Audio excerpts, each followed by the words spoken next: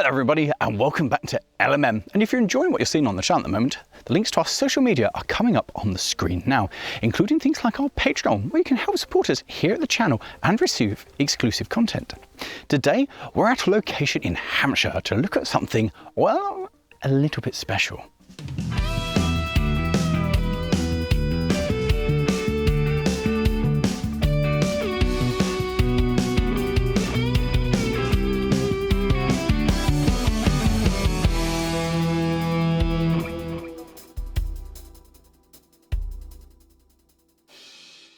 This is a Showman's steam engine, possibly one of the most iconic looking road steam engines ever. People who know nothing about steam will know what one of these are and go, oh yeah, it's one of them fairground things.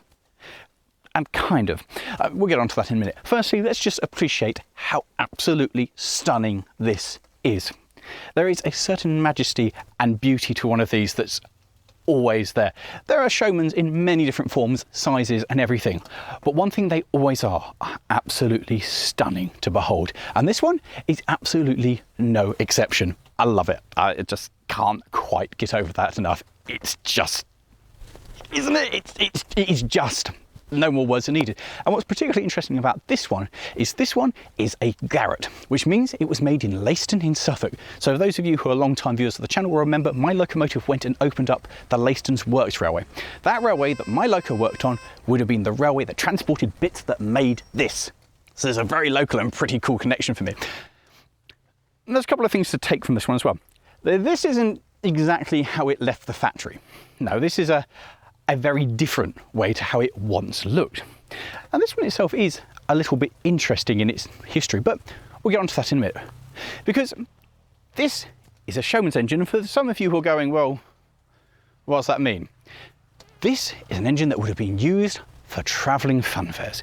It would have been used to pull the rides in their kit components on many trailers. Just like the circus when it's coming around, rather than having a lorry pulling it, you'd have had one of these and then set up running the show, running power to them.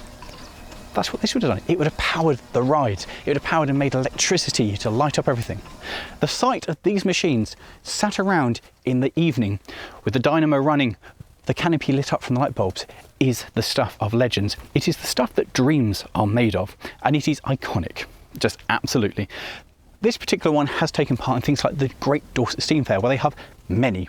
In fact, I think 2 years back now at the time of filming, they had 100 of them lined up all together, which was just magic.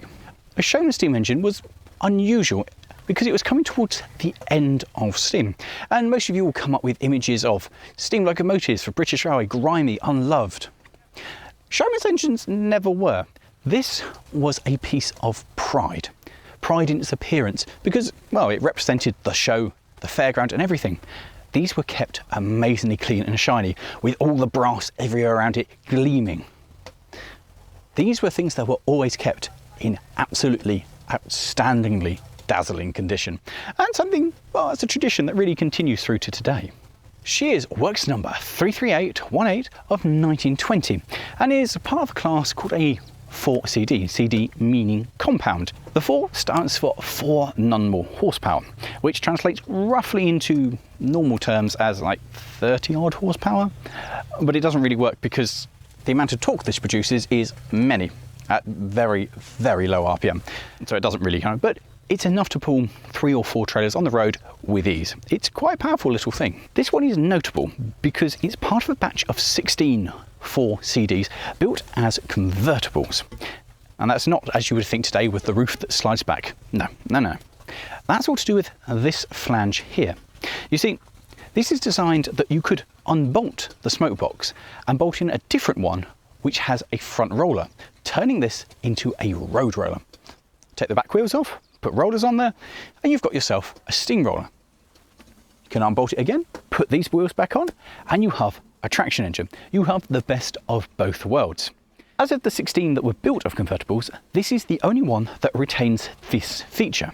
The others could not be converted anymore, but this one, if you really wanted to, you could unbolt this, put in the different front end, and have yourself a steamroller, or a steamroller Showman's engine, a Shoaler. That's very unlikely to happen ever in the future. And as far as we're aware, this one has never been a road roller. She weighs about 8 tons, which is a fair old lump. It weighs more than my own 48, which is, well, this looks significantly more substantial, and it is still strikingly gorgeous. Now, when we said it didn't start life like this, originally this rolled out of Garrett's as a standard road-going steam engine. It's a road loco. It has tanks on the side to increase its range. It has a different gearing than an agricultural machine, and it didn't have any of this, all the shiny stuff. That wasn't there. Now, this was basically just a standard machine. It was sold to Walter Odham of Thornley in Ely, Cambridgeshire. It didn't last very long with him, however. In the same year, it was sold to these guys, William Summers, who himself was a showman. And he used this for his show, pulling many of the trailers around as his show toured the country. And it lasted with him for 7 whole years before it was sold again. And, well, it became a little bit less, well, showman-like. It was sold to a dealership of George Thurlow and Sons for selling on. And I'm pretty sure the company is still around today. In fact, I'm pretty sure I've been into it on various times to buy bits and bobs. And the logic of being able to wander in the 20s and go, I'm going to have that steam engine, it makes me quite happy. It was sold to Mr. Thatcher, who was into road haulage, because this, at the time, was still a very suitable device for moving heavy loads. That's exactly what it is. And it stayed with him for, we don't really know. The history at this point gets a little bit vague. Somewhere in the 30s, it was sold to Charles Abbott and Sons.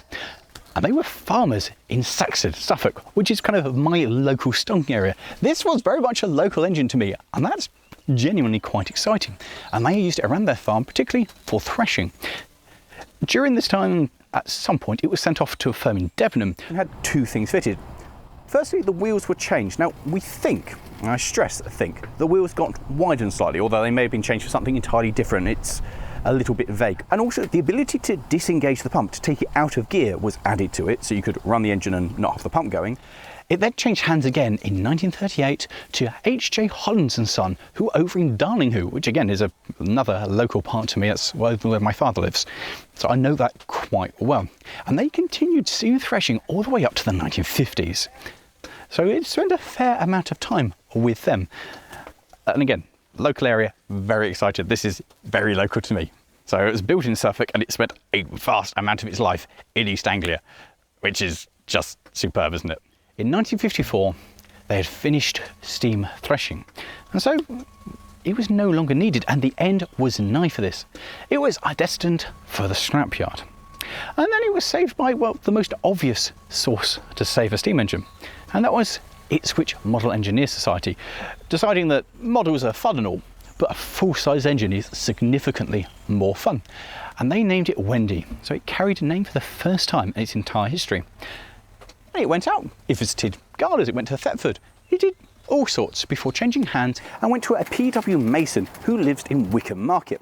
And this, again, is exciting for me because it's a very local part. It's the town/village nearest to where my dad lives, so I know that very well. So this really was everywhere in my local area. And it was during his ownership that it went back to being this condition, back to a showman's tractor. But that wasn't the end for it, no. And in 1964, it went to a Herbert Sharp who was in Lincolnshire. But he only held on to it for a few years, and in 1970, again, it changed hands, this time going to a Joseph Dawson, who kept this in the most logical of all places to have a steam engine. It was a converted chapel. Of course, because where else do you put a steam engine? I mean, it does make sense, doesn't it? It's a high ceiling building, plenty of space, basically a holy relic. Park it inside.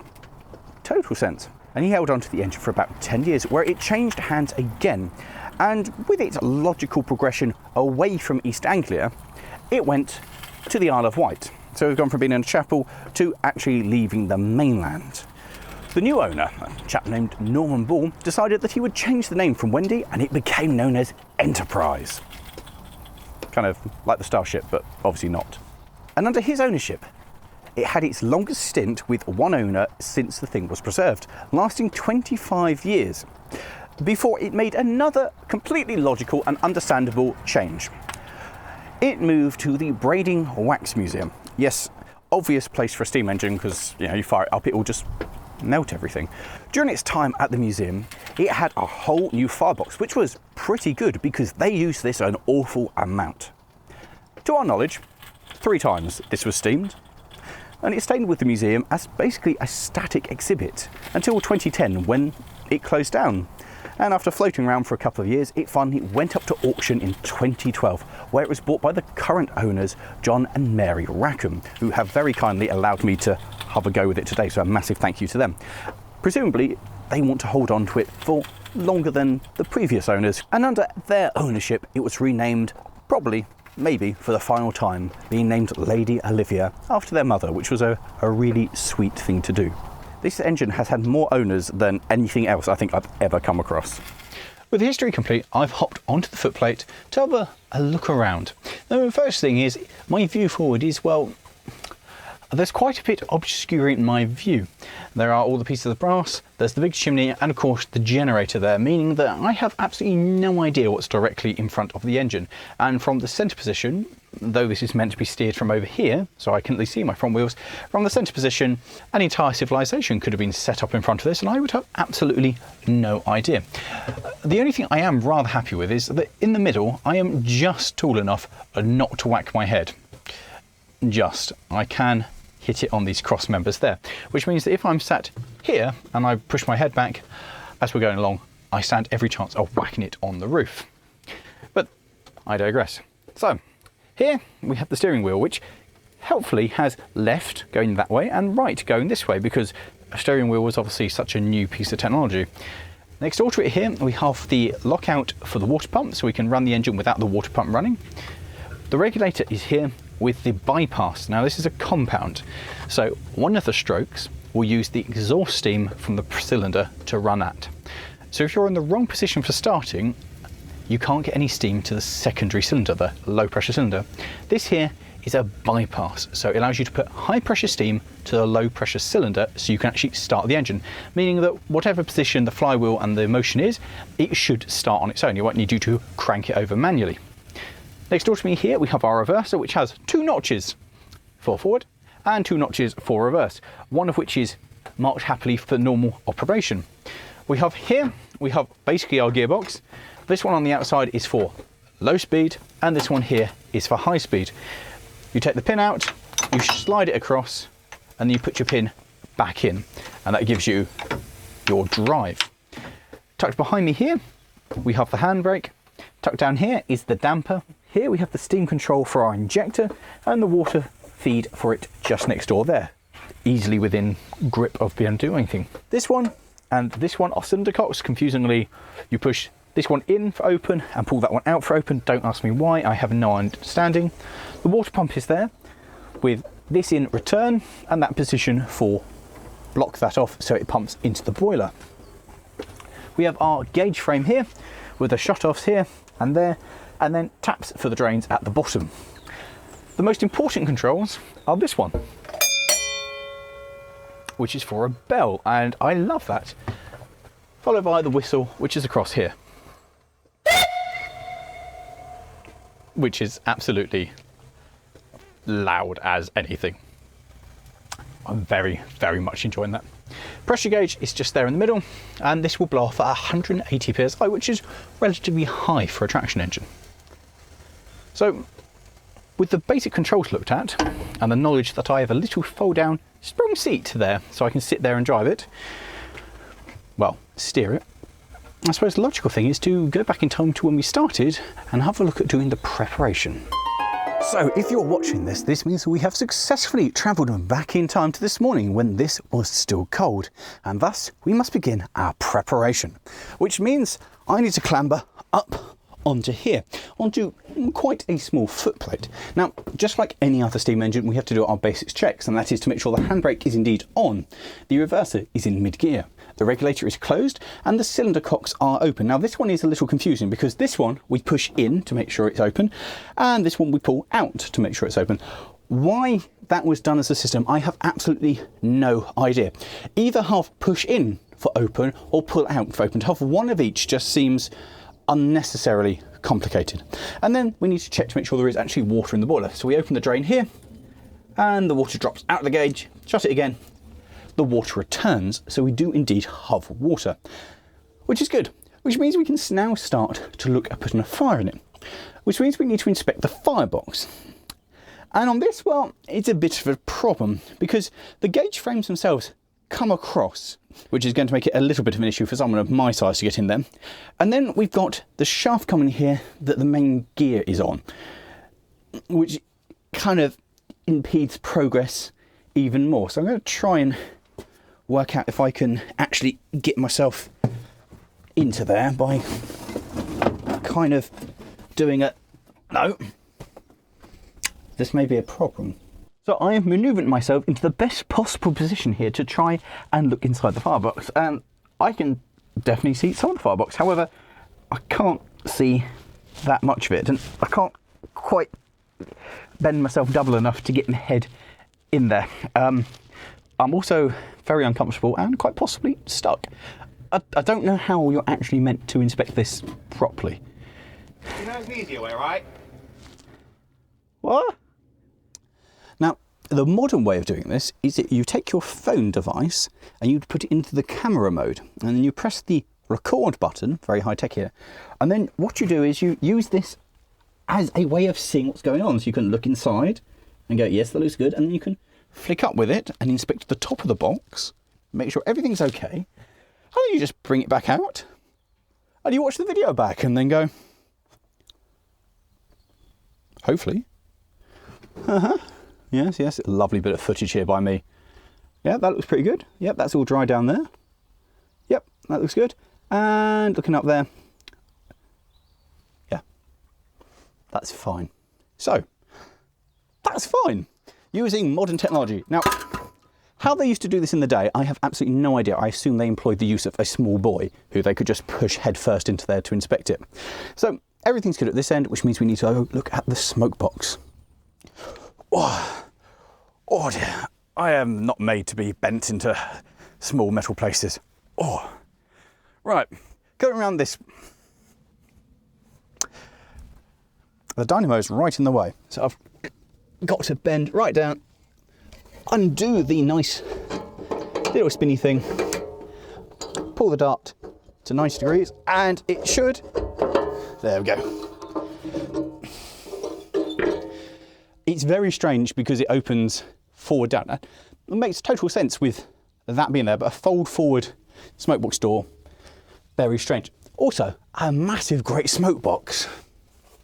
It's very important when you're in here to have a good inspection to make sure that everything is okay, that it's not wet, all the tubes are in good condition, and there are no weird patterns in the ash. Right, so that's fine. It's all been cleared out. As does the firebox, I hasten to add. So I don't need to do anything. It's just a general inspection to say it's all dry and good in there. So with that, it's time to light the fire. No, it's not time to light the fire. I've got to go up there and remove the chimney cap. Now, you might notice a couple of things. Number one, the roof is quite high, and number two, there is a lack of ladders. And there is a technique to getting onto the roof, which is we clamp up here, we open this flap in the roof, and then we put a hand here, and then we put a knee on that. Oh God, I'm not just, and then a foot onto there, and we come through like this. Easy. Now, you'll know by now that I'm not a huge fan of heights, and I saw our chaperone for today doing this to show me the correct method of working up here. And I watched the ceiling from the underside move quite dramatically.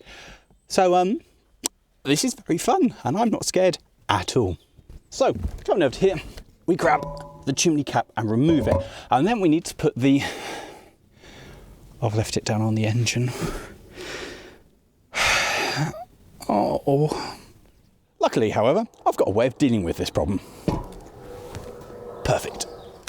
Now that I'm back up here and I've remembered the copper chimney cap, we can place it over the end and give it a nice little wiggle. The reason this comes off is because this shiny stuff is quite valuable, and people of a certain persuasion have been known to come along and remove it. So to stop that from being removed, just take the whole thing off and put it on when you need it. And that's useful. And so now all I need to do is return with this thing and get off, which means clambering back down. As I gracefully and skillfully make my way back to the hatch, you may be wondering what this is. Well, this is a chimney extender. For when it was parked up in the fairground, you'd move this onto the chimney and that would lift the smoke higher and increase the draft so that it would not upset all your lovely punters who are coming to sample the rides. So for the moment it's stowed in its travel position, which is like so. And if we were going to park up and run a fairground ride, you'd then lift it up and put it onto the chimney. I'm not going to, so now it just looks like it's got a roof-mounted bazooka.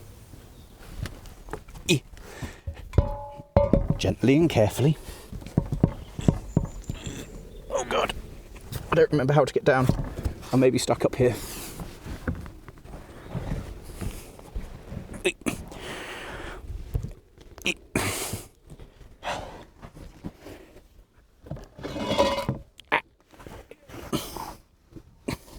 I am not meant for these kind of spaces.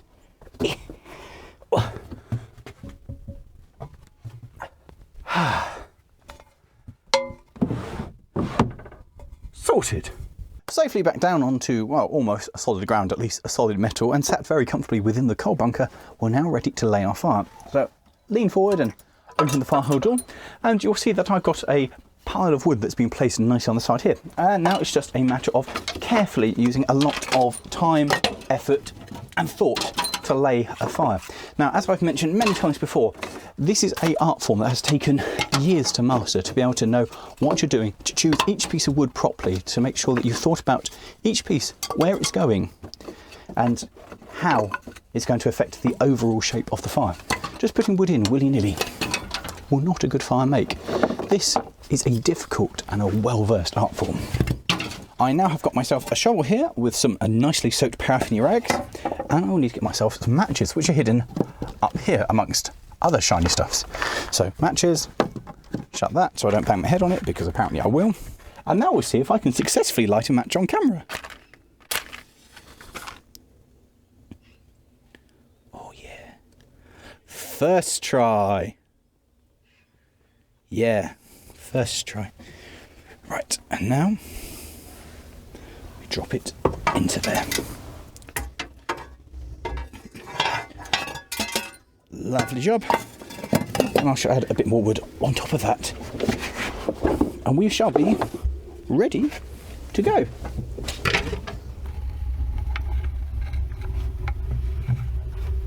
So, as I'm already on the footplate, we'll make a start on these here. Now, it's quite a cramped footplate, so we've investigated a new way of filming, which is the aerial cam.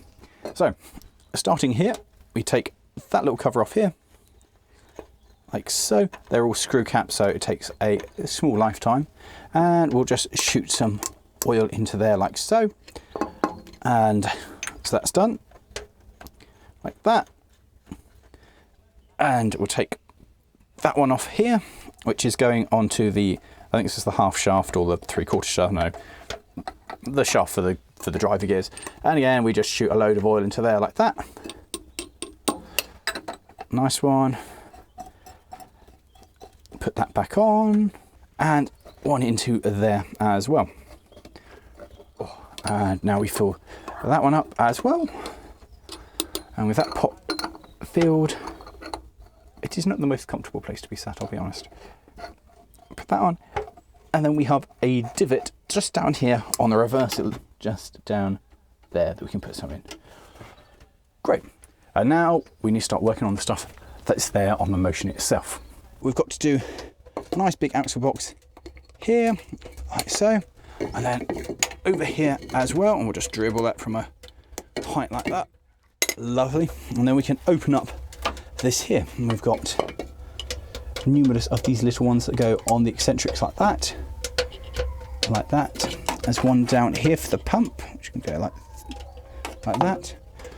Then we have one of the big ends here, so we have to unscrew and feed the oil can in like so. With that full put that back on. Then take this one off and do exactly the same thing of filling up this like so. And then once again, these two on the eccentrics here and here. With that back on, we can shut that back up. Clever idea that, so it doesn't get in our face when we're running and throw oil over us. Another axle box here, and fill that right up nicely. A cursory inspection in there to make sure the gears are indeed still there, which they are. A little dribble of oil across there, and across there on the regulator. And then the final thing to do up here is we lift these pots down here, which are the main oilers for the axle box, and that was actually pretty full. So we'll just take my oil can and put a squirty into there, so that's full. We can shut that up and then open up that one, which is also quite full. So I can use my squirty and shoot some into that as well. Lovely job. So they're both done, and that concludes everything that I need to do up here. Having clambered up onto the pannier here, that's got a nice bit of rug on it to prevent me from scratching it, we can start doing the motion up here. So first of all, we've got the lubricator here, which is for the governor pulleys. So we'll put some oil into there like so. We can go and do this here, which is the lubricator for the valve guides. And then here we have the lubricator for the slide bar itself. So chuck some oil into that. And then this one feeds the bottom of it over there.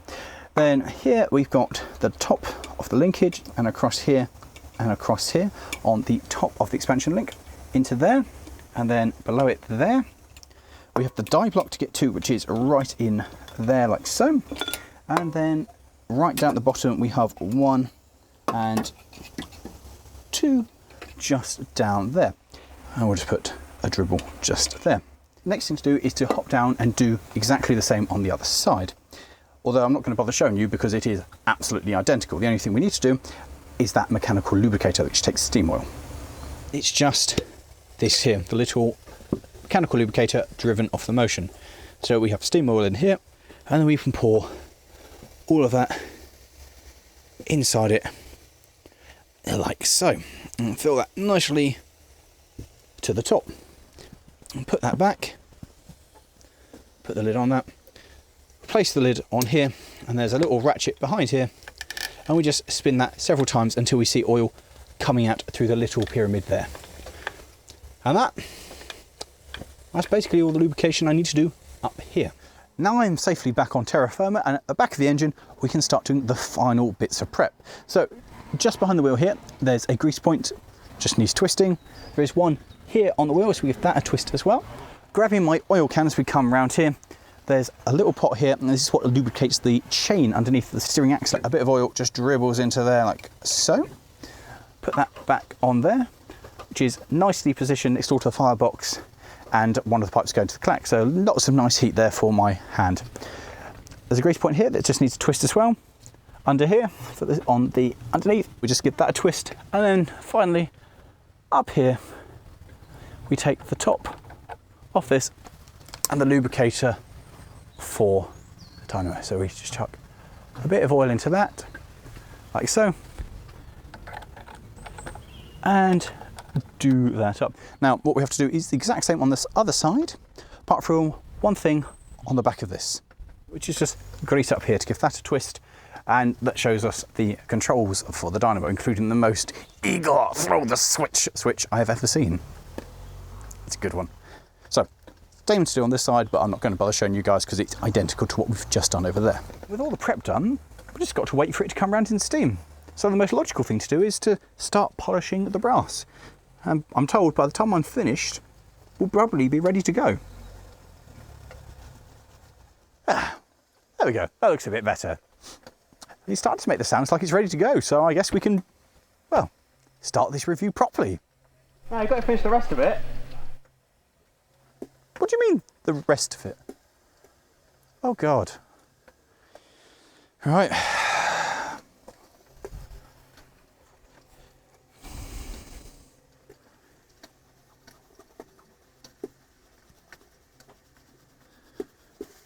going to be here hours.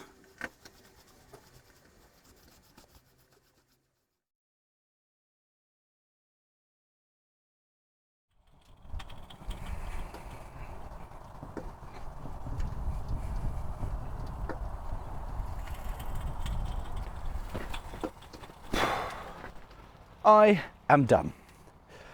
It's all polished, it looks beautiful. And it is quite literally now winter. And ignoring the fact that the seasons had actually changed, it was now time to get on board and take the thing out for a run.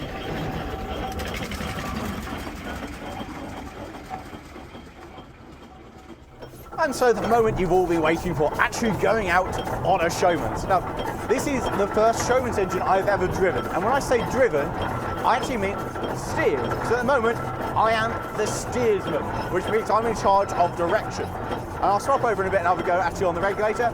But this is the more, well, important for direction control. From a point of view of steering, well, visibility forwards is somewhat limited by the addition of the generator. It does make it a lot harder to see where you're going.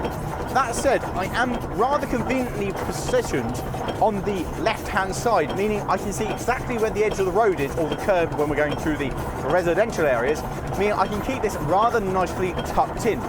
A downside, however, is the fact that I've got the canopy as well, so I've got to not only keep an eye out down there for the wheels and for anything there, make sure I don't hit any drains or curbs or potholes, but I've also got to make sure that I don't clock any trees or signs with the canopy as I'm going along here, which is just, it's an added complication. It just makes it all a little bit more, well, hard work.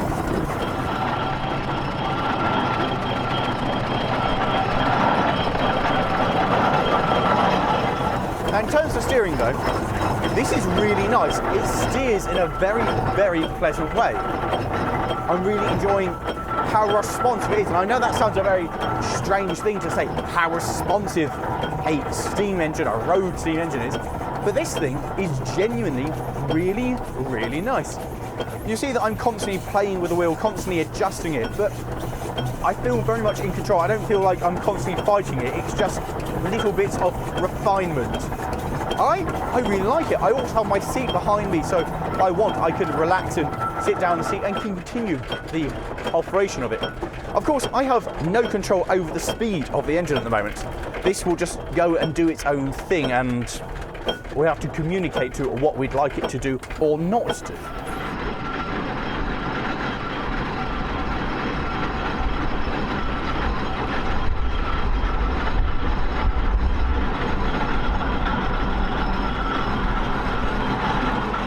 There is no suspension. All the suspension is coming out of the limited amount of very hard rubber on the wheels and my knees. And I think with most vehicles you would go, well, that's terrible, but this is fantastic. The motion as well, there is a slight clank you might be able to hear, but apart from that, the motion on this is remarkably good and very enjoyable to be as well. The whole sensation remains just fantastic, with this huge feeling of you are very much on something very important. This is very much an occasion. You feel that this is important. And for once, I feel like there is literally nothing on the road which could challenge me. HCVs, they'll come towards you and be like, nope, I need to give way to this. Other cars, they'll give way to you. Everything, you are indeed the very much top spot on the road. And that is quite a glorious sensation to have, because it gives this wonderful sense of almost gliding, because people look at this and think it's going to be clunky and banging and crashing and not particularly good. But it's really very good and very smooth, and the way that it transports itself along is great. It's so much better than I thought it was going to be.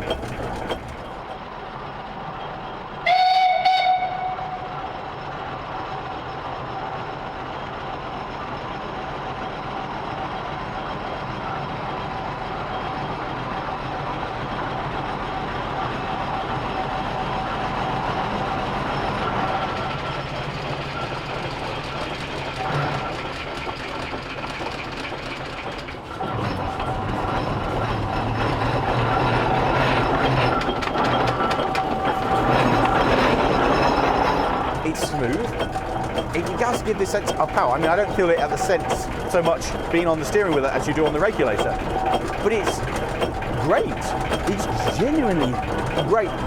And the concept of actually doing a journey in this and travelling along the road and doing distance with this actually doesn't seem too bad. You see some of these videos where you see a steam road engine out on the road and think, I don't know if I fancy this. But this I want to go somewhere on. I want the excitement of going along a road on it, because it's not unpleasant at all.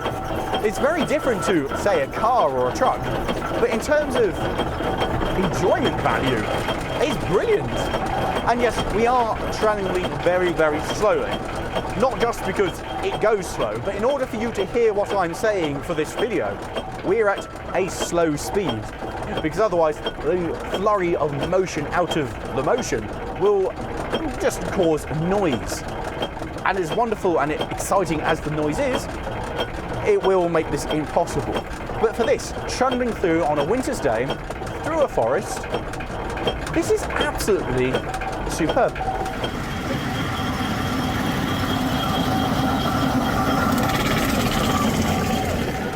And again, such a small amount of steering is required to make quite a large adjustment. I was expecting this to be like a ship's wheel, that you have to swing it a million times to get it to turn a degree, but slight bit like that, and we just changed our direction, our heading a little bit, and that I really, really do like.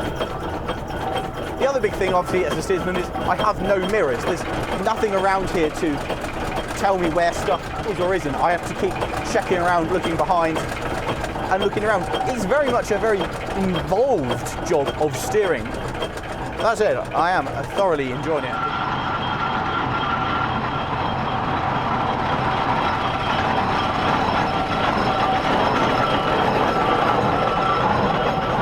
Now, it is an amazingly nice little regulator there. And the thing is, though, that as the driver who is operating the throttle, the regulator, and the reverser and the direction, I've also got the brakes, but I'm also the fireman in charge of the fire, keeping an eye on the water and everything else that's going on. And this is slightly more complicated. A steersman just needs to point it in the direction it needs to go and keep it going that way. For me, no, I've got everything I need to look after here. And it is lovely. Certainly a bit more complicated and a bit more involved, but certainly very lovely. And when you've got it trundling along at speeds that you're happy with and it's happy with, it is exceedingly, and you feel a massive sense of satisfaction that you've made that happen.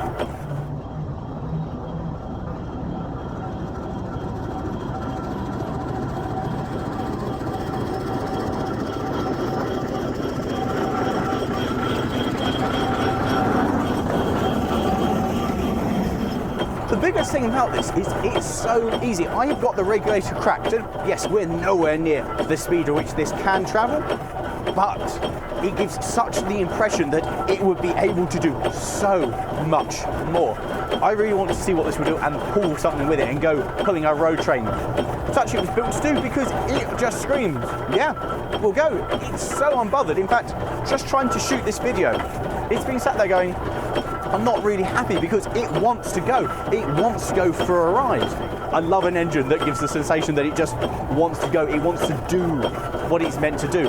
And this does it, well, in droves. It's magnificent.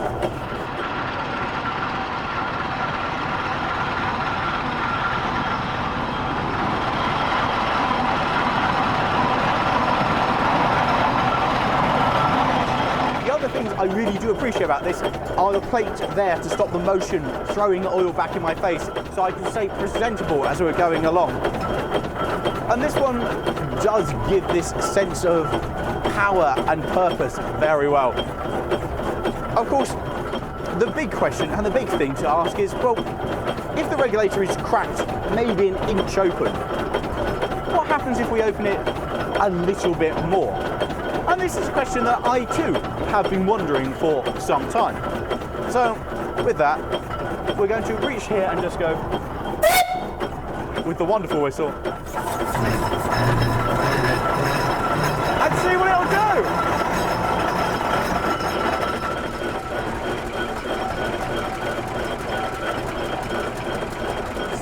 little bit of adjustment on the regulator and it leaps forward. That's fantastic. It's a really nice regulator. It's quite sharp and the adjustment in it is, well, fractional to make a big difference. But once you've got that, it's quite nice control. You have to think about it and be gentle with it and respect it, but the motion of it is very, very pleasant indeed, and I really like that. I still don't entirely enjoy all the brass everywhere because I have to keep peering around to be able to see what's going on.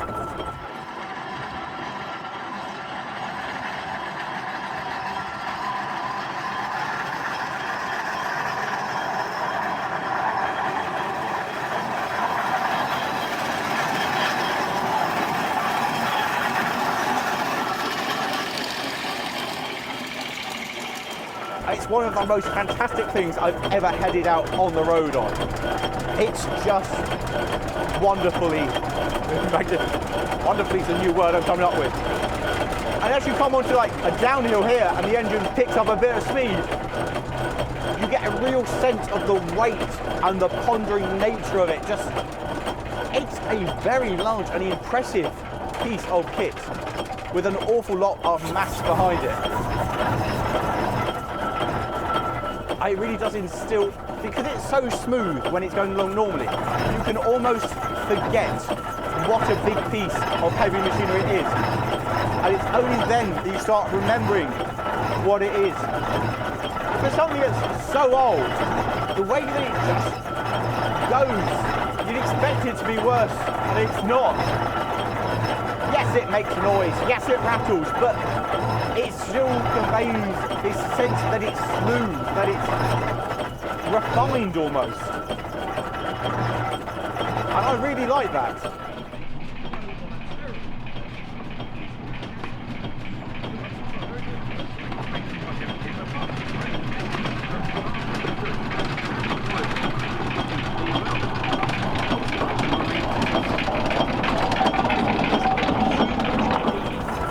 The other thing I'm really enjoying is the fact that everybody's very nice to you on the road. They just pull over and let you pass. I'm enjoying that a lot. The big problem, of course, is do I want one? And the answer is, having driven this, yes. I think this is just something super, super special. I don't know if I want to own one. I think I want to know somebody who's got one who will let me take it out on a weekend just to enjoy. Wonderful. And in today's world, we've passed a couple of electric cars, and it's so strange the comparison between electric cars of the future and this 100-year-old machine trundling around is brilliant.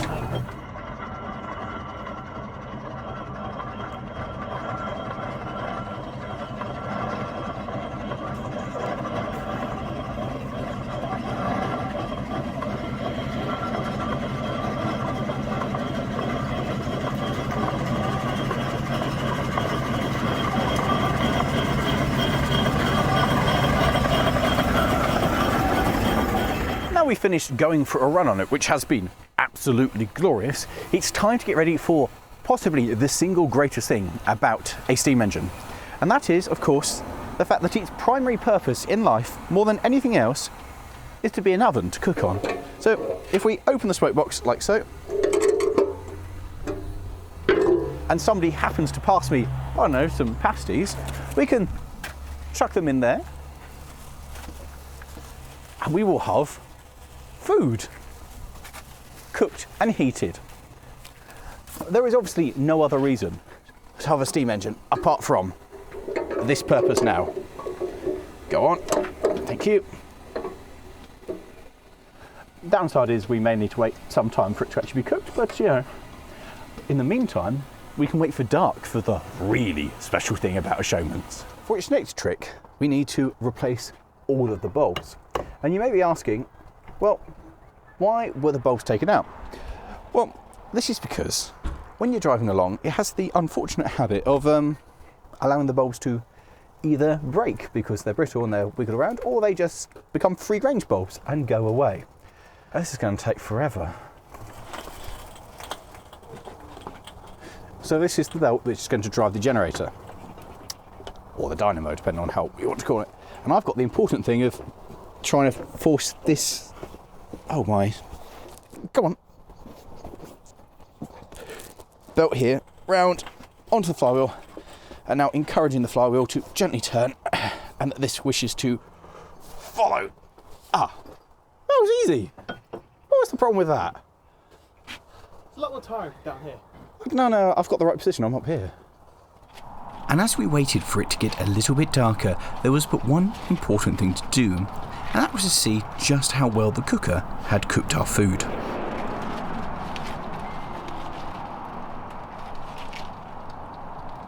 And of course, the single greatest thing about having a Showman's engine and the dark is this thing here.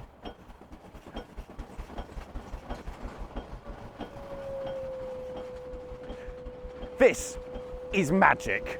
Pure magic.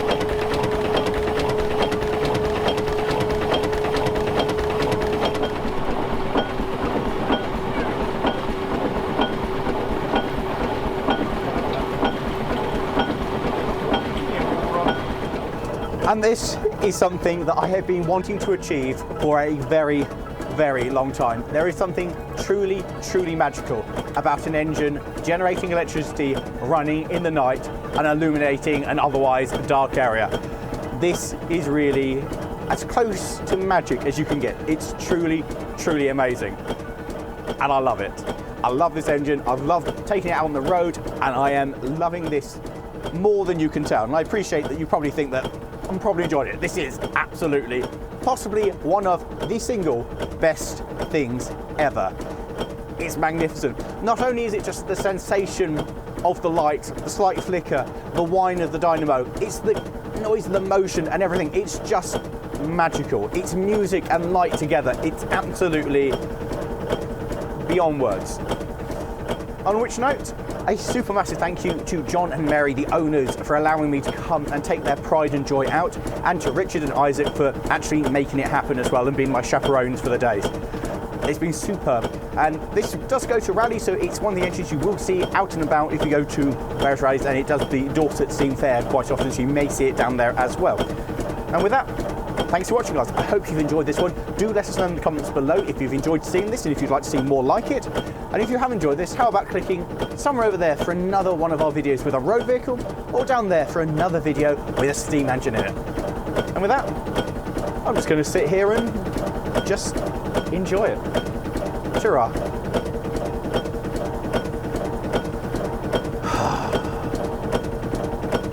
Magic.